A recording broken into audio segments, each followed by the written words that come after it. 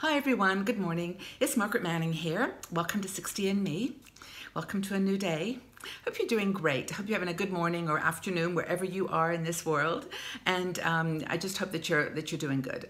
I know it's a struggle sometimes, but you know we've got years of experience to bring to any problem that we've got in front of us. And you know I think that we've got great resilience. And I'm always amazed actually at the conversations that we have on our website and on Facebook.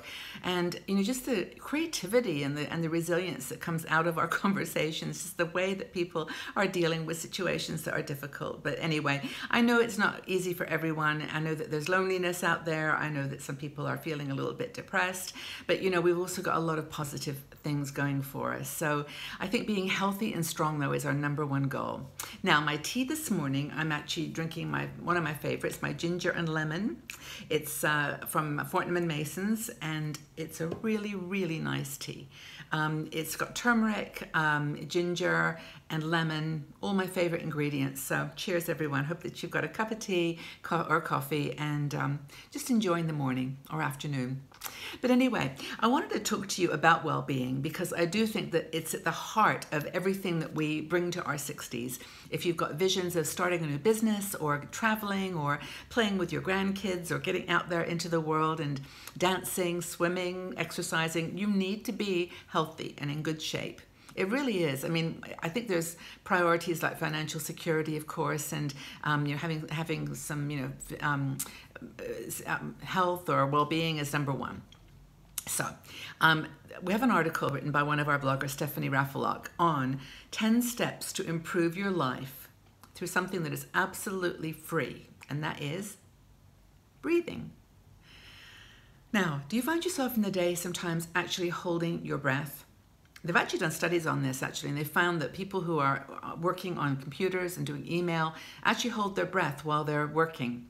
And I found myself doing that sometimes. I find myself, you know, gripping my foot or just holding my breath. And I have to remind myself, breathe. I mean, we can go for water for a few hours or without food for a few days, but you have to breathe every few minutes or seconds even, or you're in big trouble. So Stephanie talks about these 10 different steps you can take to improve your life with breathing. Don't know if we'll cover all of them, but I want to just cover some and then point you to her article where you can read it in more detail. Now, did you know we breathe about 20,000 times every day? You know, we need that oxygen. Our blood needs it. Our body needs it. We have to do it in a way that is not just functional, but is actually deep breathing. So Stephanie talks a lot about this deep, deliberate breathing. Now, yoga, Pilates, a lot of exercise and dance teach us to you know, to use our breath properly. And you know, the good advice that she gives is to breathe consciously. And when you're breathing consciously, you're breathing better. Now, our lungs do, of course, like everything in our body, start to change as we get older. And if you ever go to the doctor and have a full medical, he'll or she will also always do a breath test, you know, where you breathe in and then breathe out real fast. And it shows the capacity of your lungs to hold air. And it's a really important thing. Like every muscle in your body, you've got to stretch it and you've got to use it. So it's important to do that. And as Stephanie suggests, that you actually set aside some times in the day. You schedule other things, so schedule your breathing. But to schedule some time to do 3 minutes of conscious breathing. She says, you know, through research that she's read, you know, your stress will improve, or stress levels will drop, your blood pressure will drop, your mind will get more clear, and you will increase your lung capacity, which actually does decrease, I think about 5% every year. Every decade of your life. So as you know, in your 60s, you've got a far smaller lung capacity than you had when you were a child. So it's all in your head. Your brain needs 20% of your body's oxygen. Now we think about, you know, why do we breathe? Why do we need conscious breathing? Well, your brain is, you know, the mothership. It's controlling everything, and it needs 20% of your oxygen. And of course, we get oxygen from other places than the air. You know, we get it from food and we get it from drink. So it's really important to make sure that we eat colorfully. You know, that you have a rainbow of food, and this is, you know, we've given this advice before, you know, to use colorful foods because they produce more alkaline And alkaline foods increase oxygen levels in your body. And actually, I don't know too much about acidic or alkaline bodies. We've actually got an article on this, but do some research on it, and that will be supported, that you actually need colorful food because it does generate alkaline, and that's important for your lungs. Processed foods, Stephanie reminds us, are not your friend. The oxygen, the acidic level in most junk food or fast food is not very high, so your body just doesn't get the oxygen that it needs. Remember, caffeine, love our caffeine, and also alcohol are very acidic. So she reminds us to put a stick of celery in that Bloody Mary. But anyway, that's important to remember. Junk food, alcohol, and caffeine all are acidic, and that does reduce the amount of oxygen your body gets.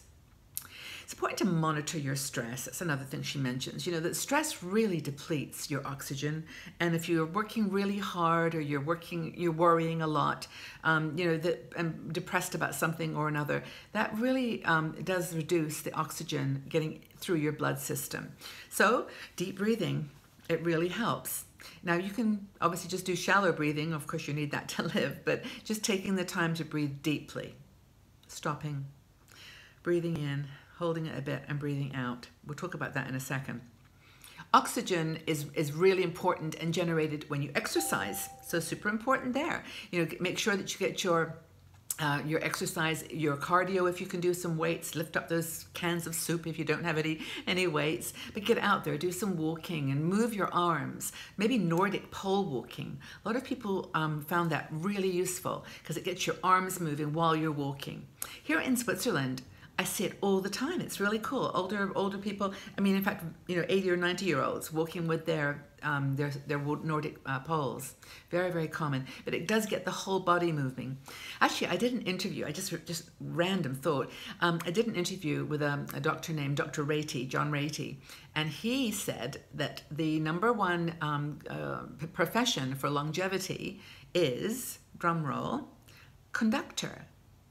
I thought, that's strange, a conductor. He goes, yes, you look it up. And I did the research, and conductors, the people that conduct bands or orchestras, they are moving their arms, they're breathing in all the time. And apparently this really helps their longevity. So there's another reason to get good breathing habits. Crazy.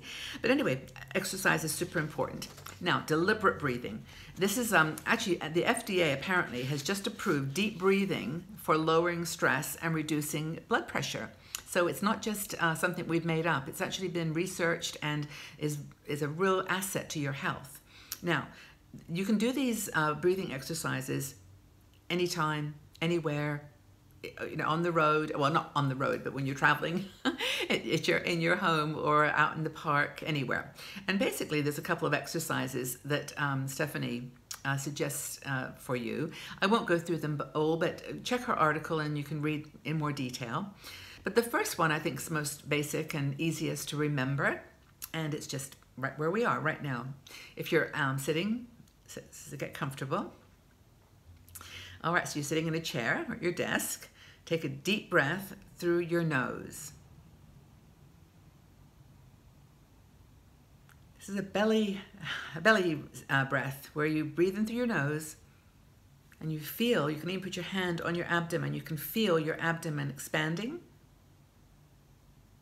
Hold it and then breathe out through the mouth.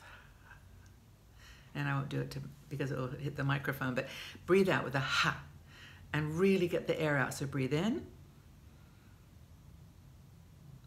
and then out. Do that 5 times, spending like 4 or 5 seconds breathing in, breathing out. Breathe in and out. Do that 5 times. It takes a couple of minutes. And if you can do 5 repetitions, you've really given your body something wonderful to work with. Fresh air and oxygen. So that's just some suggestions. I mean, I know there's other exercises you can do, but please do something. Be conscious of your breath and how important it is. Exercise, diet, just actual physical conscious breathing, all really important. Hope that's been helpful. I mean, it's such a basic thing, and it's in a way so simple, but it's something we don't do and we forget about it. And your body is like calling out for more fresh oxygen, fresh air. So, do you experience the benefits of deep breathing through exercise? Do you do Pilates or yoga? Or do you do any breathing exercises throughout the day? Tell us about it in the comment section below. Let's share with each other. Let's share what knowledge we've accumulated over the years here about deep conscious breathing. Do you do any kind of breathing exercises in your day? We look forward to your comments and to the conversation. So just take care of yourselves today. Have a great day. Go out and have a walk. Do something good for yourself. And come back again tomorrow. Tell a friend about 60andMe. And thank you so much again for being here. And I look forward to talking to you again really soon. Bye-bye for now.